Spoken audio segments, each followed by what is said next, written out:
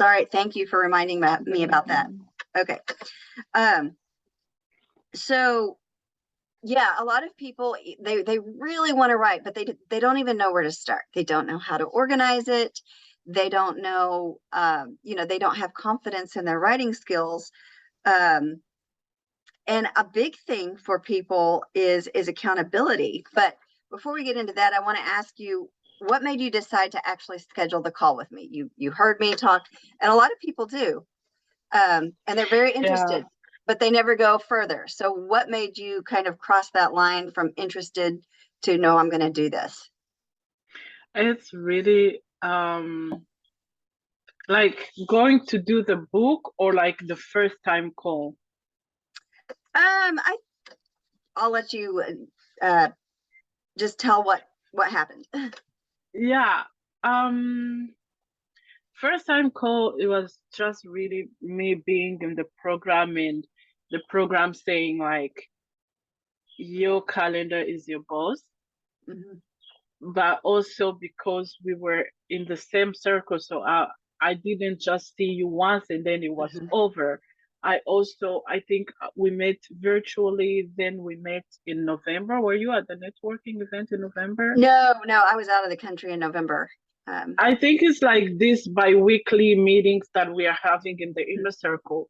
So I was like, yeah, oh my gosh, I said I'm going to go on her calendar. And I was also telling my group, like, talking about accountability, like, oh my gosh, guys, I think I'm going to write a book. So seeing you like on a like repeatedly, and having these people that I told, like, oh, I'm going to do this, was really like what made me like take the first schedule. But saying yes to the book was like your personality, that you have traveled, you have been to countries that almost have the same culture, the same story about like Africa. Your thesis you made for your school, I guess. Yeah, that made me really say yes, because I knew you were going to understand things. I will not have to educate you. You will understand what I mean. You will understand where I'm coming from.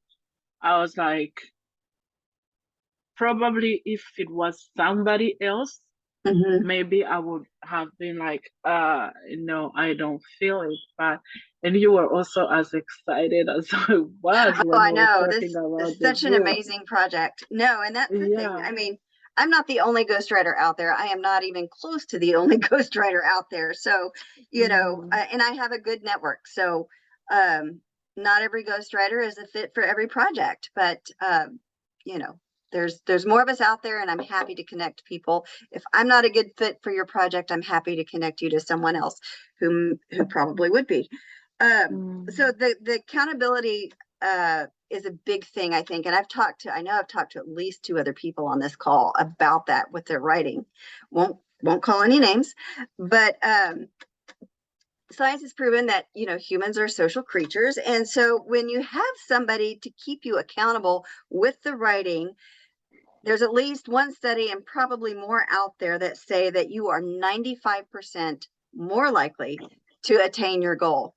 So whether you're writing yourself and you just need a coach, or whether you want a ghostwriter, either way, you've got some accountability. And my process, there are some, I was just reading about the ghostwriter for Prince Harry, and he did not have a schedule. He did not, but I have personally found that is not a good idea. Maybe if a prince is wanting to write his book, or a celebrity, they know they're going to do it. It's just, but when I have not set a timeline out for people, what ends up happening is it keeps getting pushed to the back burner. So to me, and with many ghostwriters, you set a timeline, and there's an accountability. We're going to meet every so often. We're going to get this much done, and so forth. Now, let's talk about the actual process. Can you take a few minutes to describe what the process has been like working with a ghostwriter. Let's just kind of start with the first time we met, once we signed the contract, and kind of talk a little bit about that. Yeah. Um, yeah, the first time was really actually very eye-opening. You told me about what you do, you told me about yourself, and then I asked a bunch of questions. Um, you also told me like what you do and what would be done by other people, what was the process afterwards. The timeline, we talked about that a little bit, and I got to also like I think we talked for like 2 hours if I'm not wrong. Yeah, I love that you take your time, by the way. Um, yeah, so I told you about my idea, my background and everything, and then you told me how it was going to go, and then you sent me the timeline, the contract. Then we had to meet. I know sometimes I'm more like let's do virtual, but I like that we also meet in person. I like that we can either do one or another, and I feel like doing like a combination uh make us also like connect on a Mm-hmm. deeper level. Like when we meet in person, it's different than when we meet on screen. Um, and you're very patient. Oh, I thank you. know, like we did the first draft, and I was sitting there for like 1 or 2 weeks, like, how am I going to tell her that I want to go a different way? Mm-hmm. Um, That so was with the outline, right? yes, the outline. We Yeah, sat, if I remember correctly, we sat in the library for 2 hours, and yeah, you just kind of brain dumped, right? yeah. And we're like book titles, outline, and what I want to say and what I want to share. And we ended up even recording videos because I keep forgetting, like, oh, we just talked about this title. Then I would forget the thing. I was like, okay, let's record so that I can rewind and remember. And really very patient, but when you sent me the outline and what you got from the conversation, I was just like mind blown. Mm-hmm. That was like, oh my gosh, it's really happening. Yes. And that's such a Yeah. fun moment when people cross that line from like, this is a thing I want to do someday, and then they see it and it's just like, oh my gosh, this can be real. And Mm-hmm. you did mention though, and this is very common. Um, I got the outline done from our first conversation after we signed the contract, and I sent it to you, and your feedback was, oh, about half of this needs to change. Like you realize that that was what we talked about was, you had overemphasized maybe some aspects of what you wanted to talk about and Yeah. underemphasized other things. Mm-hmm. That's really, really common. Um, I'm sure you've all heard the phrase, it sounded better in my head. Um, or Mm-hmm. maybe, the first time, this is less common now because everybody's on video calls all the time, but used to be, somebody would see themselves on a video for the first time and they go, oh, that's what I look like. And so I do find often that the first drafts of anything are kind of like that, because people have these thoughts in their head, and then, they tell me and I put it on paper for them and they go, that's not quite right. So totally Yeah. that's totally normal. Yeah. um Yeah. and then that's I just finished a project today for a blog client. Actually, I was writing copy for somebody's website, and it was the same thing. And she said, I know I told you to write that, but I don't like the way it sounds. Can we change it? So Yeah. Yeah. Yeah. very. And I know once you also told me like we have to go really deep, and you were explaining the whole amygdala, or I think I'm saying it wrong. The like what? the deepest part of your brain Oh, the registering amygdala. information, Yes, yes. amygdala. And I was like, I don't know if I want to go deep, you know, because going deep is also like sharing a lot about yourself and maybe things you're not proud about. And like as a financial consultant, like I may get, like, people may think, oh, financial consultants, you got everything financially right and set, but 20 years, almost 20 years as an adult, and I'm like, what did I do? Right? And that's really like, that's what was missing the first Mm. time. It was the personal and a little bit like Mhm. looking bad. Like I didn't want to look bad.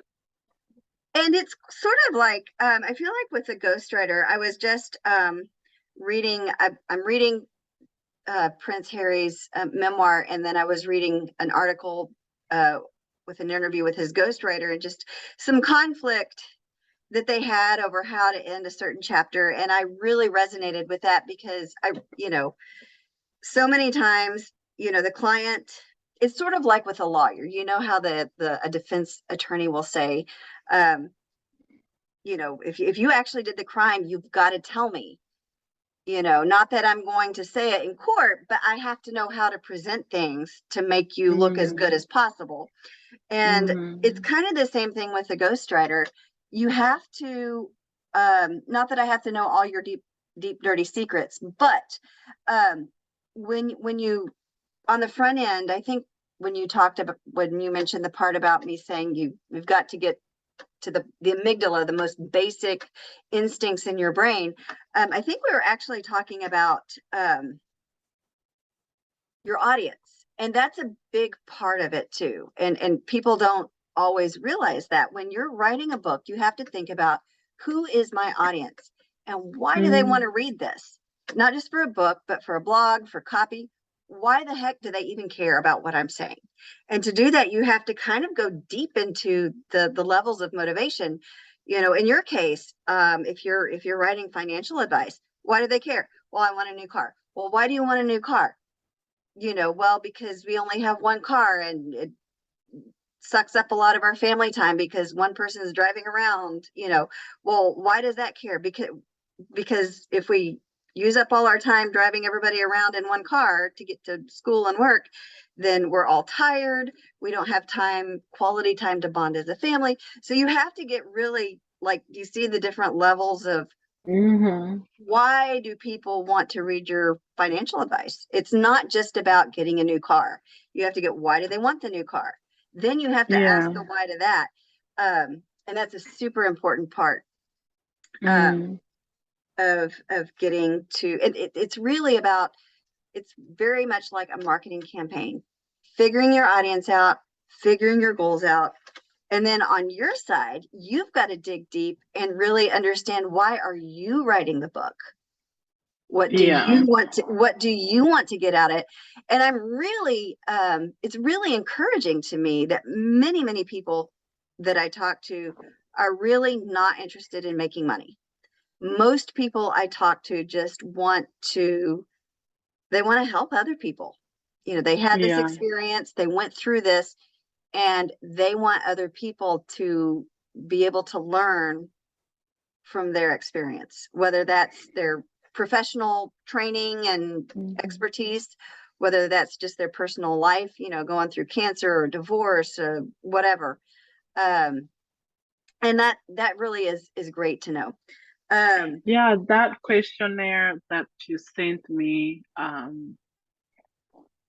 that I had to answer, it was really like, oh, well, I don't know. Like, I will see a question, I'll be like, I don't know. And also, I will see a question, I'll be like, she's going to write for me. So I don't have to give the right answer. I have to give the real answer.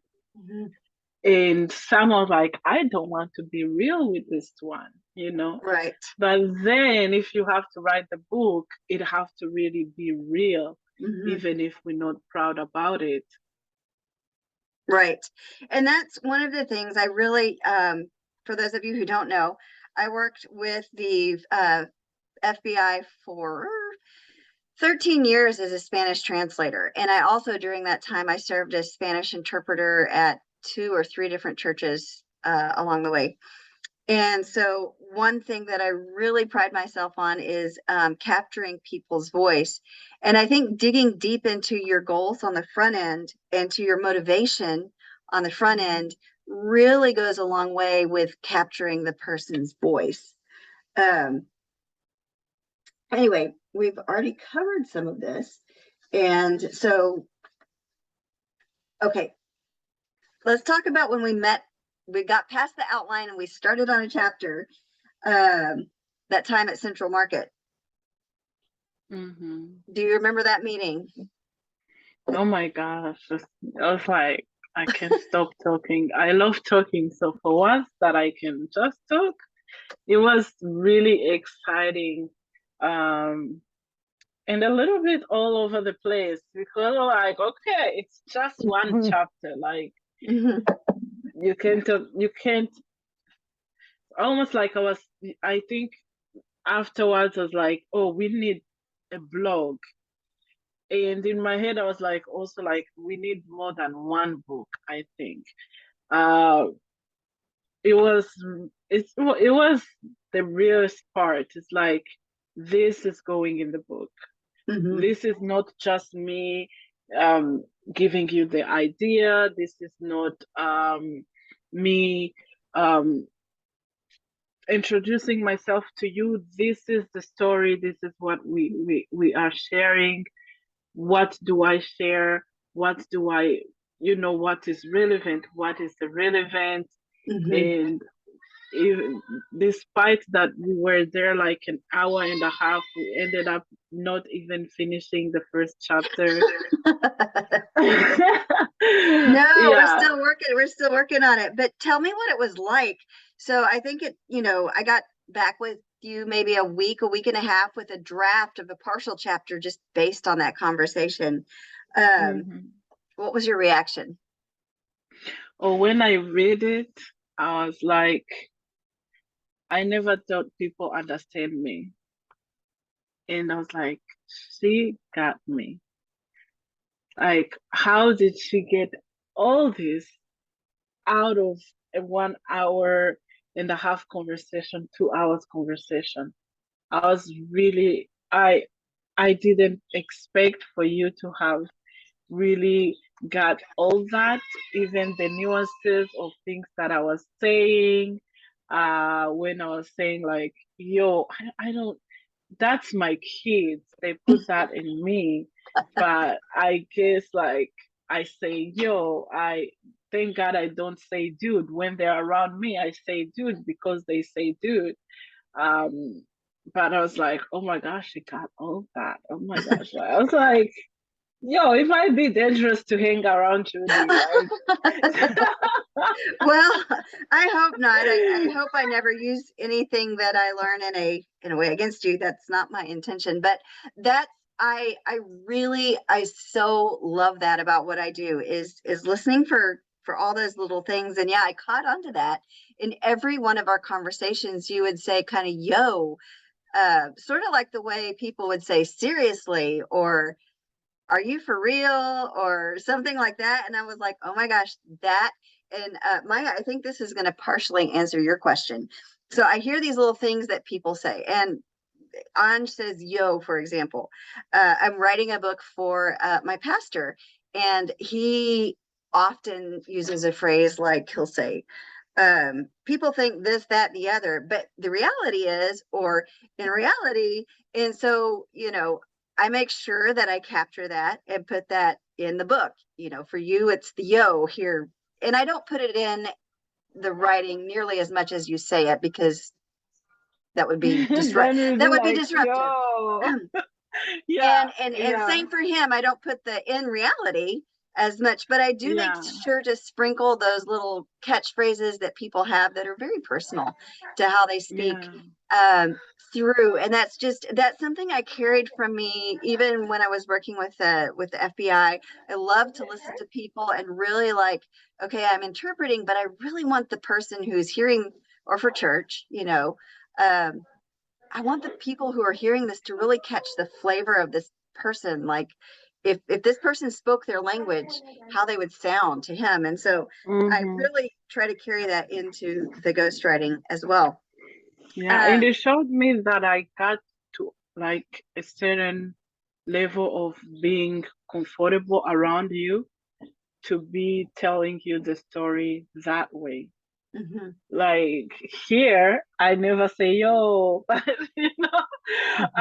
that was like, oh my gosh, I'm comfortable around her. Oh Oh, my good. gosh, I'm like, you know, Mhm.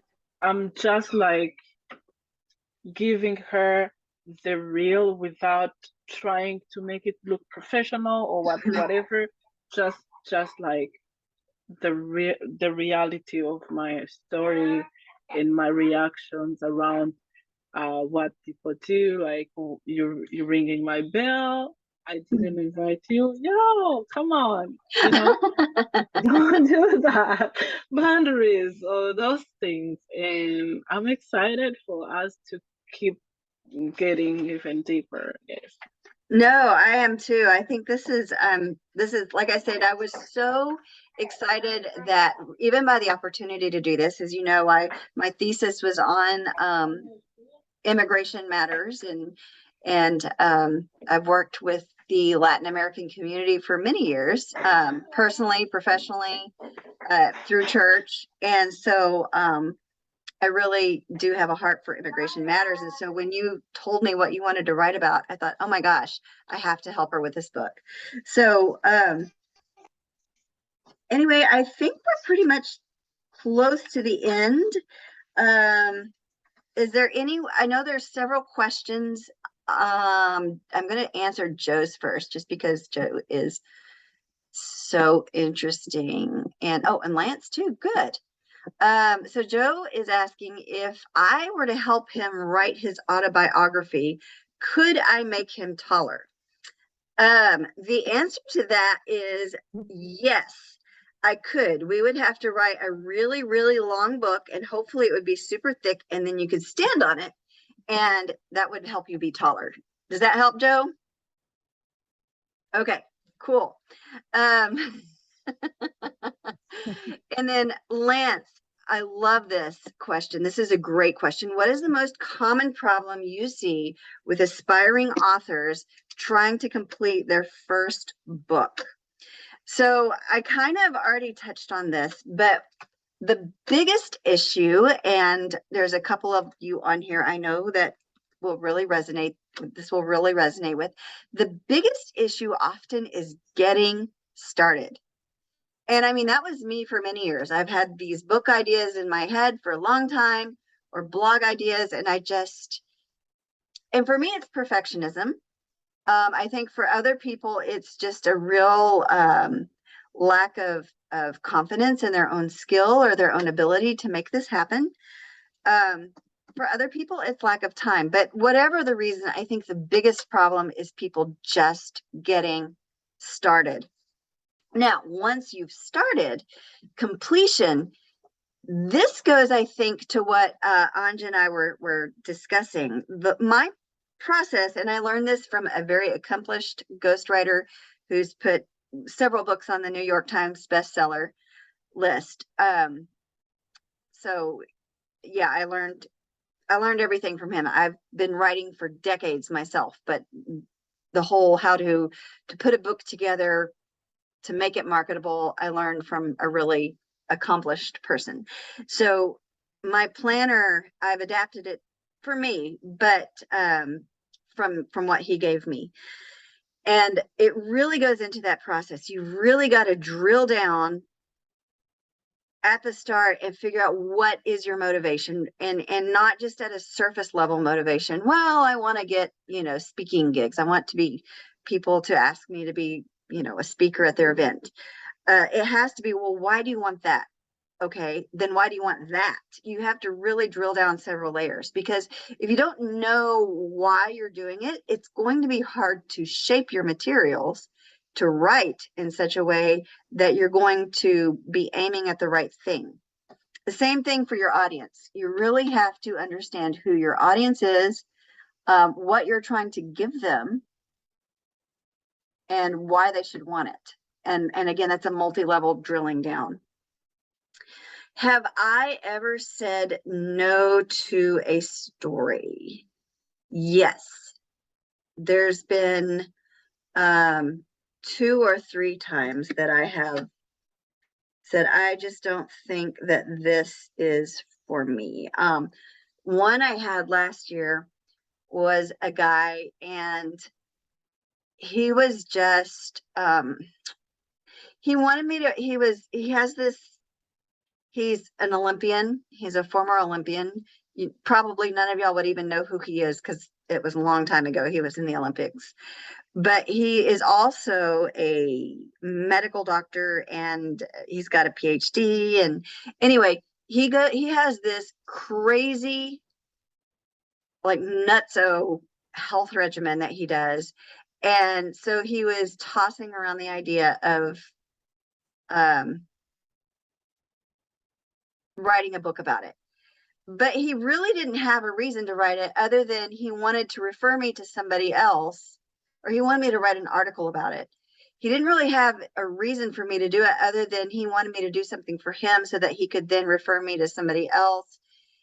Anyway, we went back and forth, and I gave him different options, and it just was like, he wasn't going to be happy with anything that I put out there. And I could tell just by the back and forth that it was going to be he was going to be very difficult to please. And so, yeah, I said, I don't think I'm the right person for this project. And there's been a few others I haven't necessarily said no to, but when communication fizzled, I didn't reach out again, just because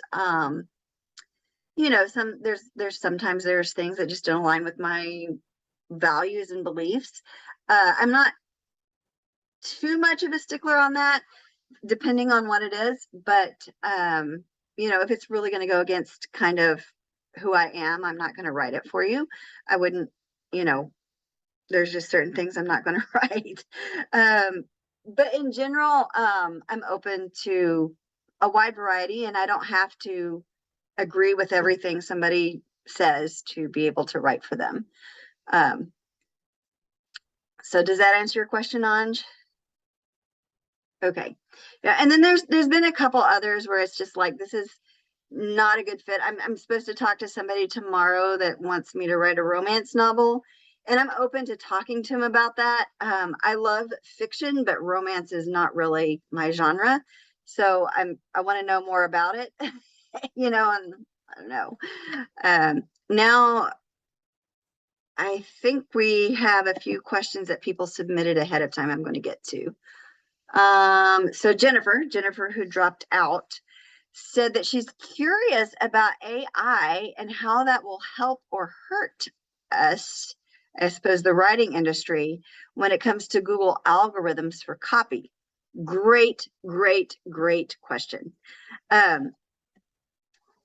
So there's been a lot of, I've had several people ask me about Chat GPT, and am I worried about it?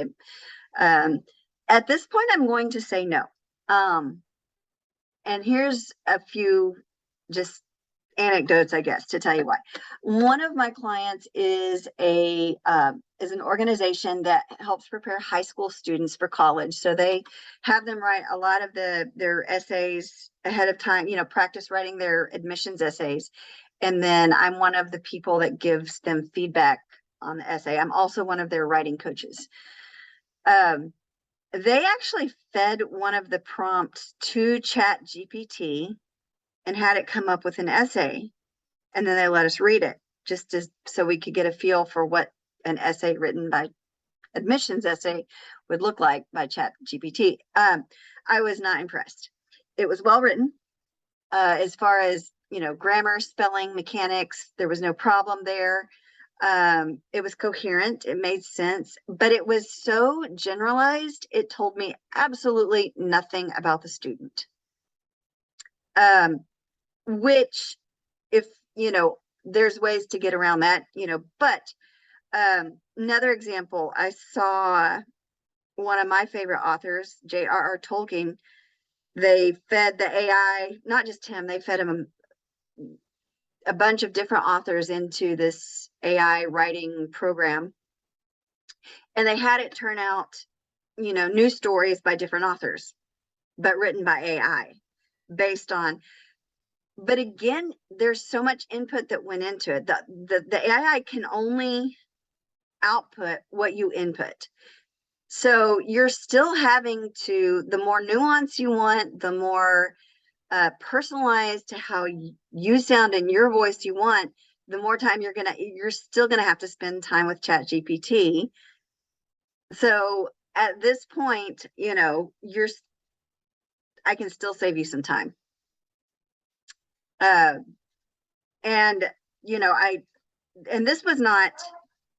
this is not Chat GPT, but this was like one of those low, those budget white label companies.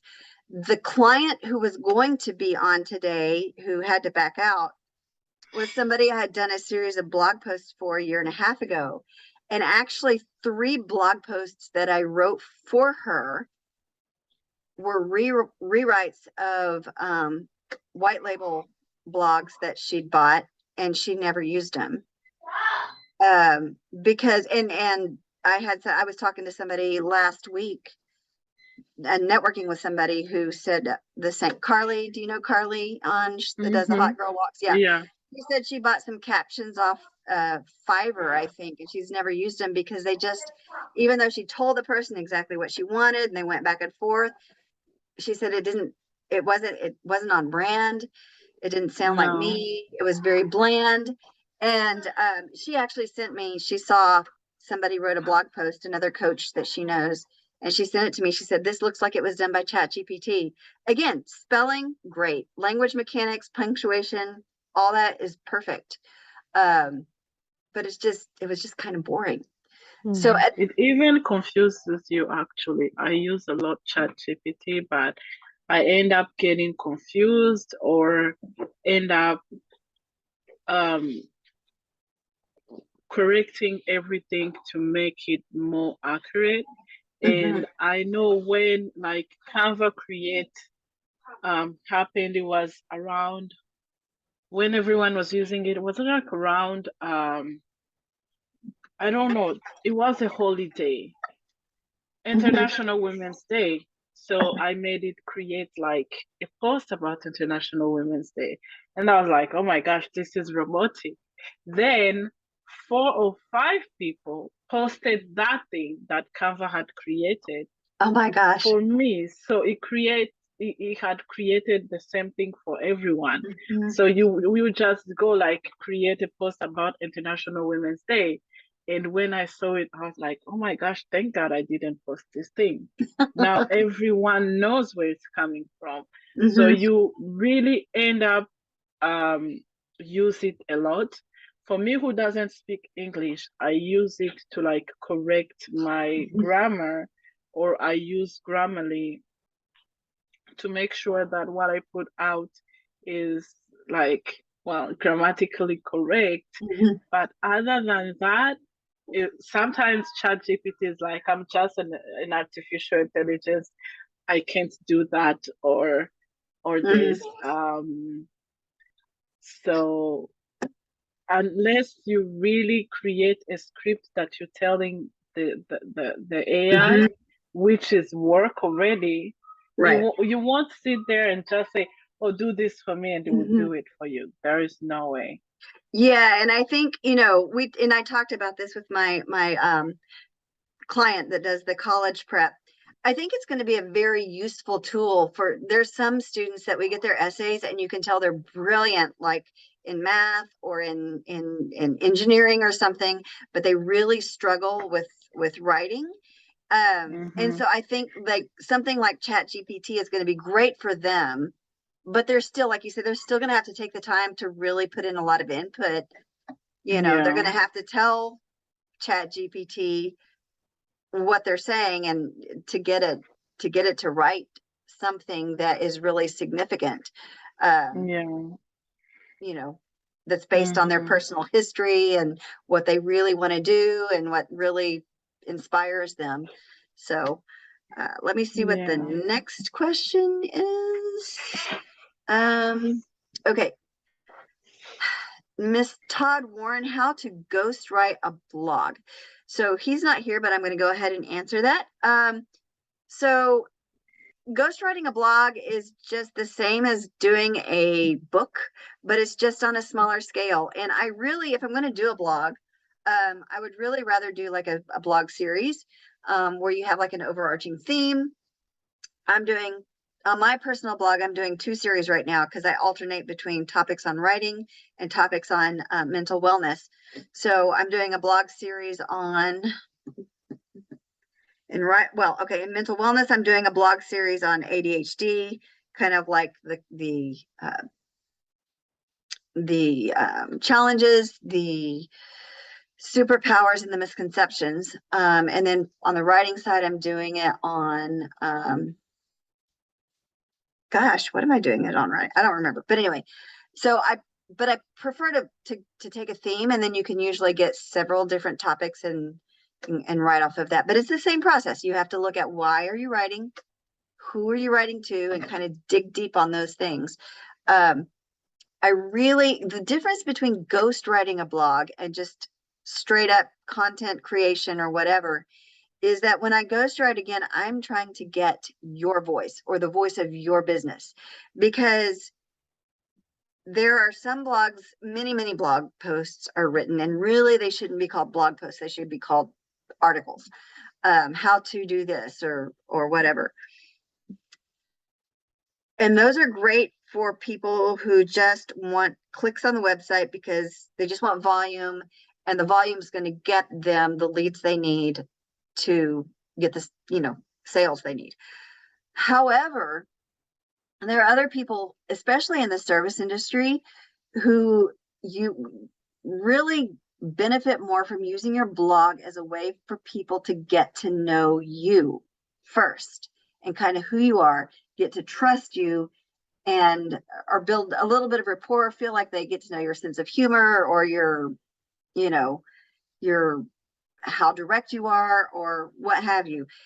And that's how they're going to, eventually they're going to follow you for a while, and then eventually they're going to reach out and say, can I hire you? Or not, they may refer somebody else to you. Those are the kinds of blog posts that you'd want a ghostwriter for. Again, if all you're wanting is just basically clickbait to get people to come to your site, you don't need a ghostwriter.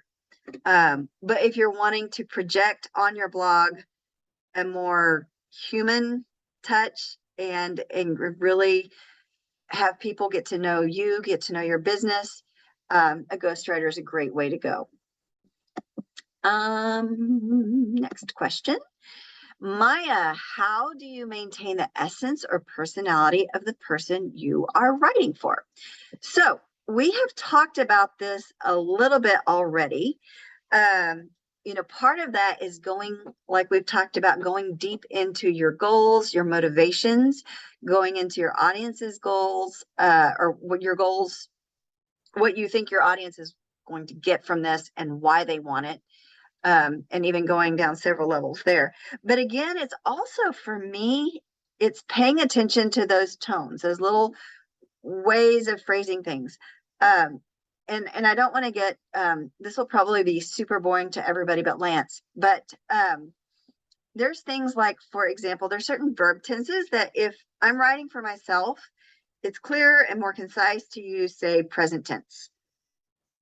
Active voice, present tense. But if I catch on to somebody that their conversational style, their style of just how they present themselves, they tend to use more present progressive, well, then I'm going to sprinkle some of that in to the writing. And it's the same thing with sort of the little interjections or the catchphrases that people use, like I mentioned. And Anj says yo a lot, and my pastor says in reality a lot. You don't want to just put it as much as they actually say it, because conversation never translate well into written word. If you've ever read an interview, even when it's cleaned up and presented in a magazine, you always notice it doesn't sound quite like somebody just wrote it. It sounds different than just writing. So so you don't want to put those little catchphrases or ways of expression in writing as often as a person would use it. Sorry. Renee, I think your microphone's on. Oh, I'm so sorry. It's okay.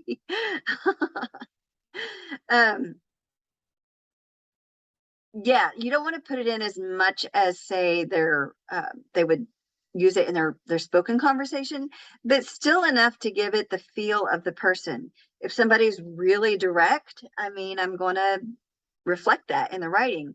If somebody wants to be more humorous and kind of like I'm writing for my pastor, and it's based on a sermon series he did, and so I'm kind of using a combination of an interview I did with him last week on the chapter topics and the actual sermon that he gave on the topic.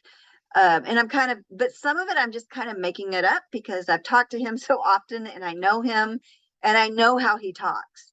And actually, he's I used to be on the Spanish team for the church. And so I used to actually interpret his sermons too. So I'm very familiar with how he speaks. And so it's very easy to just kind of does that help, Maya? Or do you need more clarification on that? Nope, that makes sense. Thank you. You're welcome. Okay, great. And thank you so much for the question. I think we have one more question, and this is from Ashley, who is not here, but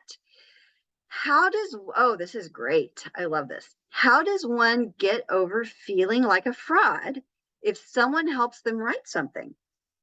That's the one thing I feel coming up when I consider someone else helping me write something, especially because I know I have writing skills, but often lack of motivation, aka writer's block, or lack of time. So there's a few things. Number one, when you, it's like any other professional. I was just talking to someone earlier today, and my business coach actually, and she was talking about her mentor years ago who really encouraged her to get a house cleaner. And she really resisted because she said, I can clean it myself. And her mentor said, but how much time are you taking away? You're basically shortening your work week so you can go home and clean. And so she looked at the financial difference of, if I just stay at work and work those hours, I'll make more money than I'm saving by cleaning my house. And so it's very similar with writing. In fact, the pastor I'm writing for right now, he's written and published 3 books himself. But that was before he was lead pastor of a church and had 4 small children. So when it came to writing this 4th book, but it's still his intellectual property. Yes, I'm doing a lot of the work helping him organize it, actually doing a lot of the writing. I'm saving him a lot of time, but it's still, I recently wrote in a blog post, it's like a realtor. At the end of the day, you buy the house. The realtor doesn't buy the house, right? The realtor does a lot of the footwork, but you've got to tell her everything, the neighborhood you want, how many bedrooms, all the little things that you want about the house. It's up to her to find houses that fit your specifications. And she's going to get you a lot of help with like people to do the inspection and do a lot of the communications with the buyer's realtor or the seller's realtor. She's going to do a lot of that for you, but at the end of the day, you're paying the money and you're buying the house. So it's like that with a ghostwriter. I'll take a lot of the burden of the writing off of you. And this is a good question too, because this is a misconception people have, that I actually had a client last fall that ended up sort of giving up on the project because I guess he thought that he was just going to talk to me and I was just going to transcribe it and that would be a book. And I had to tell him, like, I'm not a transcriptionist. Like, this is your baby. You still have to do the work, but I'm here to help you and take a lot of the burden off of you. It's your intellectual property. At the end of the day, it's like, you know, when you're moving or a wedding, I can write it, but you still have to tell me, I like this, I don't like this, you know, I want to change the way this sounds or whatever. So, you know, and like I'm writing Anja's book. I don't know half the stuff that Anj say, like I can identify with some of it because, like she said, of my travels, but I would never have thought to write that myself. So it's still her ideas. It's still her, you know, her thought processes, still kind of how she put things together. I'm just It's helping. still your story. Yes, I'm just helping It's pull it out still of the you. person's story. Yeah. Yeah, And when you read the chapters, it's like it gets clear that it's you who is talking and Judy who is really like supporting you, and sometimes you get guidance because she got experience. But it is still you. She won't write a book for immigrants. Like nobody will relate to that. right. Right. Yeah. No. It looks like you have to go on, so I'm going to let you go. And Yeah. actually, that was the last question. Does anybody have any more questions?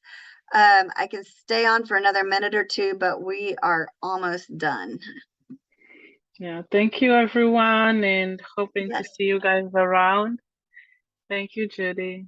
Yes, thank you all. Thanks, Joe. Thank you, Renee, Maya, Lance. All of you asked a question, so all of you, I will be drawing a name tomorrow at 5 o'clock, and I will let you know.